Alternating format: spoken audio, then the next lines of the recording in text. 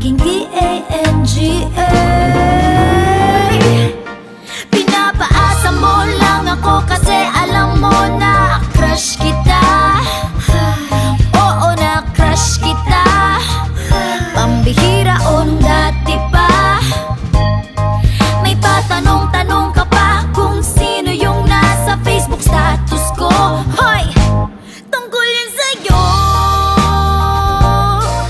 Yung sana ako na lang ang girlfriend mo.